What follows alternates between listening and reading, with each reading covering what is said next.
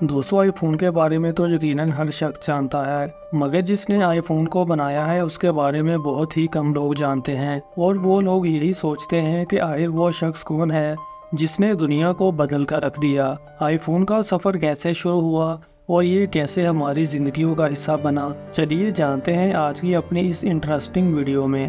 لبرا info کی videos میں ایک بار پھر سے خوش آمدید۔ تو نئے آنے والے تمام دوستوں سے ریکویسٹ ہے کہ میرے چینل کو سبسکرائب کر لیں اور ساتھ ہی لگے بیل آئیکن کو پریس کر لیں تاکہ میری آنے والی ہر نئی انفارمیٹیو ویڈیوز آپ تک بآسانی پہنچ سکیں۔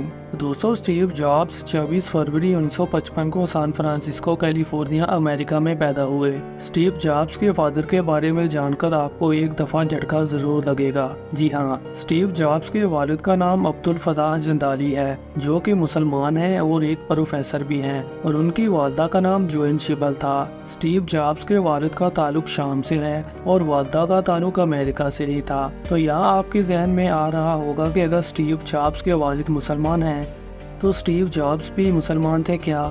تو اس کا جواب ہے کہ نہیں، وہ مسلمان نہیں تھے، کیونکہ ان کی پرورش ایک کرسچن امریکن فیملی نے کی تھی، کیونکہ ان کو پیدائش کے فوراً بعد گود لے لیا گیا تھا، اور ان کے گود لینے والے پیرنٹس کا نام پال جابس اور کلارا جابس تھا جو کہ کرسچن تھے۔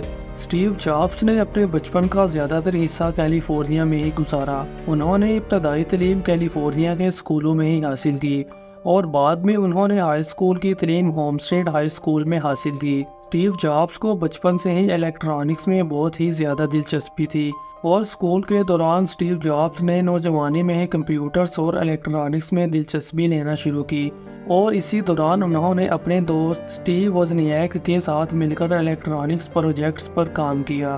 اس کے بعد جابس نے کالج جوائن کیا اور ایک سیمیسٹر کمپلیٹ کرنے کے بعد مالی مشکلات کی وجہ سے کالج چھوڑ دیا، اور کالج چھوڑنے کے بعد جابس نے مختلف کمپنیوں میں کام کیا۔ 1974 میں انہوں نے ویڈیو گیمز بنانے والی اٹاری کمپنی میں بطور ٹیکنیشین کام کیا۔ یہاں ان کا کام ویڈیو گیم کی تیاری میں ہیلپ کرنا تھا، اور اس کے بعد جابس نے اپنے دوست وزنییک جابس کے ساتھ مل کر ایپل کمپیوٹر کی بنیاد رکھی، اور دونوں نے مل کر ایپل 1 کمپیوٹر بنایا جو کہ 1976 میں انٹروڈیوسڈ کروایا گیا۔ اس کے بعد ایپل 2 کو 1977 میں لانچ کیا گیا جو کہ کامیاب رہا، اور اسٹیو جابس کئی سالوں تک ایپل کے CEO رہے، مگر 1985 میں کچھ اختلافات کی وجہ سے ایپل کو چھوڑ دیا۔ ایپل چھوڑنے کے بعد بھی جابس نے ہمت نہیں ہاری، اور اسی سال یعنی کہ 1985 میں جابس نے ایک نئی نیکسٹ کمپنی کی بنیاد رکھی جو کہ ہائی کوالٹی کے کمپیوٹرز اور سافٹ ویئر بناتی تھی۔ نیکسٹ کا سافٹ ویئر تعلیمی اداروں اور کاروباری اداروں میں استعمال ہوتا تھا، مگر 1996 میں ایپل نے نیکسٹ کو خرید لیا۔ اس کے بعد جابس نے پکسر نامی اینیمیشن کمپنی خریدی جو بعد میں اینیمیشن انڈسٹری کی سب سے بڑی اور سب سے کامیاب کمپنیوں میں سے ایک بنی۔ پکسر نے ٹوائے اسٹوری جیسی فیمس فلمیں بنائیں۔ اس کے بعد 2006 میں ڈزنی نے پکسر کو خرید لیا، اور جابس ڈزنی کے سب سے بڑے شیئر ہولڈر بن گئے۔ پکسر کے ڈزنی میں مرج ہونے کے بعد جابس ڈزنی کے بورڈ آف ڈائریکٹرز میں شامل ہو گئے اور کمپنی کے سب سے بڑے انڈیویجول شیئر ہولڈر بھی بنے۔ ان تمام نوکریوں اور کمپنیوں میں جابس نے ٹیکنالوجی، فلم انڈسٹری اور کاروباری دنیا میں ایک انقلابی کردار ادا کیا، اور ان کی نگرانی میں کئی بڑے پروجیکٹ بھی کامیاب ہوئے۔ مگر یہاں انٹرسٹنگ سوال یہ ہے کہ جابس کو آئی فون بنانے کا آئیڈیا آخر کب آیا؟ تو دوستو جابس کو آئی فون بنانے کا آئیڈیا سال 2000 میں آیا، جب انہوں نے یہ فیل کیا کہ موبائل فونز اور پورٹیبل ڈیوائسز میں چینجنگ کی ضرورت ہے، اور پھر ایپل نے سال 2001 میں آئی پاڈ انٹروڈیوسڈ کروایا جو کہ ایک کامیاب پورٹیبل میوزک پلیئر تھا، اور یہ جابس کی موجودگی میں تیار کیا گیا تھا، اور دنیا بھر میں لوگوں نے اسے بہت ہی زیادہ پسند کیا۔ جابس نے دیکھا کہ مارکیٹ میں اس وقت کے موبائل فونز، خاص طور پر اسمارٹ فونز جو کہ کی بورڈ کے ساتھ آتے تھے جیسے کہ بلیک بیری، اور بلیک بیری سے ٹائپنگ کرنا کافی مشکل کام تھا۔ جابس نے دیکھا کہ بلیک بیری کسٹمرز کی ضروریات کو پوری طرح سے پورا نہیں کر رہا، تو جابس نے ٹچ سکرین فون بنانے کا ارادہ کیا۔ جابس نے اور ایپل کے انجینئرز نے ٹچ ٹیکنالوجی پر کام کرنا شروع کر دیا، اور جابس نے 2004 سے 2005 کے دوران ایپل کی انجینئرنگ ٹیم کو پروجیکٹ پرپل کے تحت ایک نئے قسم کا موبائل فون بنانے کی ہدایت کی جو کہ نہ صرف فون کالز کر سکے بلکہ میوزک، ای میل، ویب براؤزنگ جیسے جدید فیچرز کو بہترین طریقے سے انجام دے سکے۔ ان کا مقصد ایک ایسا فون بنانا تھا جو کہ سارا ٹچ سکرین ہو، جو کہ کسٹمرز کے لیے استعمال کرنا بالکل آسان ہو۔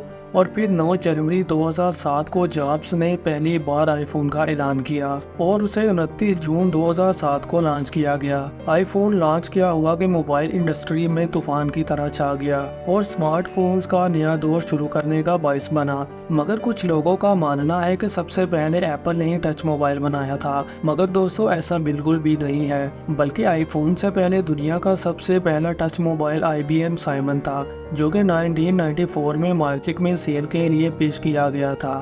یہ ٹچ سکرین کے ساتھ کالز، ای میل، کیلنڈر اور بالکل سمپل فیچرز کو سپورٹ کرتا تھا، یعنی کہ ٹچ سکرین ٹیکنالوجی پہلے سے موجود تھی، مگر جابس نے 2007 میں آئی فون کے ذریعے اس ٹیکنالوجی کو ایک نیا رخ دیا، یعنی اس میں ملٹی ٹچ ٹیکنالوجی کا استعمال کیا گیا، جس میں آپ فنگر کے ذریعے مختلف جیسچرز جیسے کہ زوم ان، زوم آؤٹ وغیرہ کر سکتے تھے۔ اس کا ڈیزائن، انٹرفیس اور فیچرز عام موبائل فون سے کہیں زیادہ بہتر تھا۔ اس کے بعد 2008 میں آئی فون 3G لانچ کیا گیا، جس میں 3G نیٹ ورک سپورٹ شامل کی گئی تھی اور پہلی بار ایپ سٹور انٹروڈیوسڈ ہوا تھا۔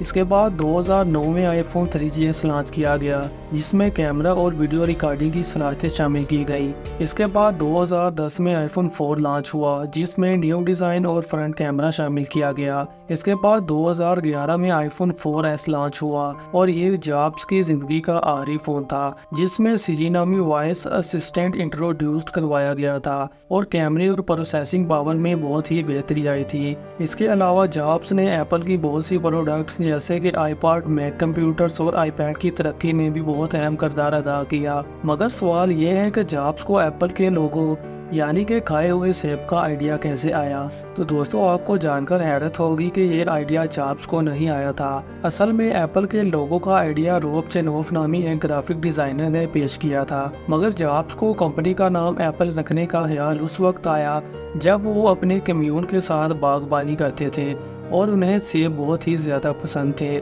اس لیے وہ اسے ایک سادہ، خوشگوار اور جاندار نام سمجھتے تھے۔ جابس چاہتے تھے کہ ان کی کمپنی کا نام بھی کچھ ایسا ہی ہو جو کہ دوسری کمپنیز سے بالکل مختلف ہو، اور جب جابس نے ایپل کی بنیاد رکھی تو جابس نے لوگوں کے لیے روب جینوف سے ملاقات کی۔ جینوف نے جابس کو ایک سمپل مگر یادگار لوگو فراہم کیا جو کہ پوری دنیا میں کرونا کی طرح چھا گیا۔ ایک ایسا سیب جس میں سے ایک بائٹ لیا گیا ہو۔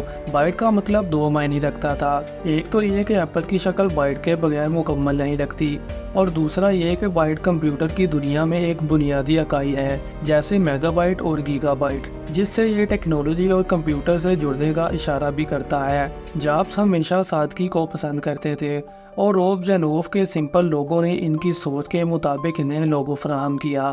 ابتدائی طور پر اس لوگو کو ڈیفرنٹ کلرز کے ساتھ پیش کیا گیا تھا، مگر بعد میں یہ لوگو سمپل مونوکروم ورژن میں تبدیل ہو گیا، یعنی اس کا خیال خود جابس کو نہیں آیا تھا بلکہ ان کو یہ لوگو روب جینوف نے دیا تھا۔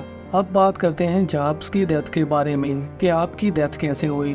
تو دوستو جابس کی موت ایک طویل بیماری کے باعث ہوئی تھی، یعنی انہیں پینکریاٹک نیورو اینڈوکرائن ٹیومر تھا جو کہ ایک نایاب قسم کا لبلبے کا کینسر تھا۔ جابس کو 2003 میں اس کینسر کا پتہ چلا۔ یہ کینسر ایک عام کینسر سے مختلف اور کم نقصان دہ ہوتا ہے اور اس کا علاج بھی ممکن ہوتا ہے اگر اس کا جلد پتہ چل جائے تو، اور اگر لیٹ ہو جائے تو پھر اسے کنٹرول کرنا بھی مشکل ہو جاتا ہے۔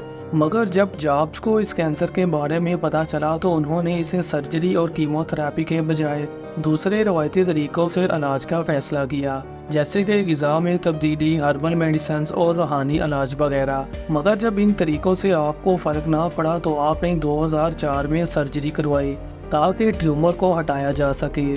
سرجری کے بعد جابس کی صحت کچھ عرصہ کے لیے بہتر ہوئی اور وہ ایپل میں اپنے فرائض انجام دیتے رہے، مگر بدقسمتی سے 2008 میں ان کی صحت دوبارہ بگڑنے لگی اور ان کا وزن تیزی سے کم ہونے لگا، اور پھر 2009 میں جابس نے لیور ٹرانسپلانٹ کروایا کیونکہ ان کا کینسر جگر تک پھیل چکا تھا، مگر اس کے باوجود بھی ان کی حالت مزید بگڑتی گئی، اور اگست 2011 میں جابس نے ایپل کی CEO کی سیٹ یہ کہتے ہوئے چھوڑ دی کہ وہ اپنی ذمہ داریوں کو مزید نہیں نبھا سکتے، اور 5 اکتوبر 2011 کو जॉब्स 56 साल की उम्र में अपने घर में इंतकाल कर गए। जॉब्स की मौत की असल वजह उनका न्यूरोएंडोक्राइन ट्यूमर था, जो कि एक स्लो स्पीड कैंसर था। इस बीमारी के साथ वो तकरीबन 8 साल तक लड़ते रहे, लेकिन बिल आखिर उनकी सेहत ने जवाब दे दिया और वो दुनियाए फानी से कूच कर गए। इनकी मौत के बाद टिम कुक ने एप्पल की सीईओ की सीट संभाली और टिम कुक की निगरानी में एप्पल ने बहुत सारी नई प्रोडक्ट्स इंट्रोड्यूस करवाई,